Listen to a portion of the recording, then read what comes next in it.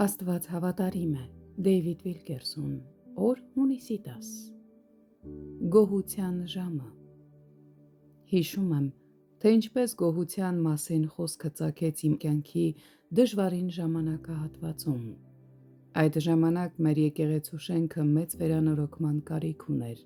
Եկեղեցականների խնդիրները կուտակվել էին։ Թվում էր, թե բոլոր նրանց, ում ես ճանաչում էի, ինչ-որ փորձության միջով էին անցնում, և այդ ամենը ծանրացել էր ինձ վրա։ Գնացի իմ գրասենյակ, խղճալով ինքս ինձ և սկսեցի բողոքել Աստծուն. «Տեր, դեռ ինչքան ես ինձ պահելու այս կրակի մեջ, դեռ ինչքան ես պետք է աղոթեմ մինչև քո ինչ-որ բան անելը, երբ ես պատասխանելու ինձ, Տեր»։ Հանկարծ Սուրբ Հոգին իջավ ինձ վրա, և ես մեծ ամոթ ապրեցի։ Հոգին շշնջաց իմ սրտին. «Դեյվիդ, պարզապես գոհություն բարձրացրու հենց հիմա։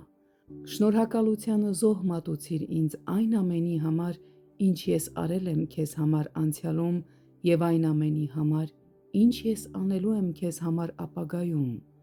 Գոհության պատարագ մատուցիր, և ամեն բան այլ կերպ կտեսնես»։ Երբ այս խոսքերը խարիսխվեցին իմ հոգում, սկսեցի մտորել. ի՞նչ Տերը նկատի ունի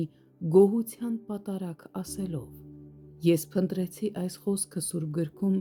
և ինքս զարմացա, թե քանի հղումներ գտա։ «Եվ գոհության պատարագներ մատուցանեն, և նրա գործերը պատմեն ցնծությունով»։ Սաղմոս 107-22 խոսք։ «Քեզ գոհության պատարագ կմատուցանեմ, և Տիրոջ անունը կկանչեմ»։ Սաղմոս 116-17 խոսք։ «Թող գոհություն տալով գանք նրա երեսի առաջը, սաղմոսներով աղաղակենք դեպի նա»։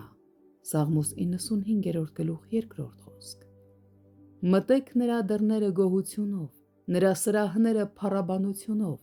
գոհացեք նրանից և օրհնեցեք նրա անունը»։ Սաղմոս 100-4 խոսք։ Մենք պետք է Աստծուն մեր շուրթերից գովաբանության և շնորհակալության զոհեր մատուցենք։ Ուստի նրա ձեռովն ամեն ժամանակ Աստծուն օրհնության պատարագ մատուցանեք, այսինքն նրա անունը դավանող շրթունքների պտուղ։ Եբրայեցիս 13-15 խոսք։ Ի՞նչ է մեր շուրթերի պտուղը։ Դա երախտագիտությունն ու գոհությունն է, որն ամեն անգամ փոխում է մեր տեսակետը։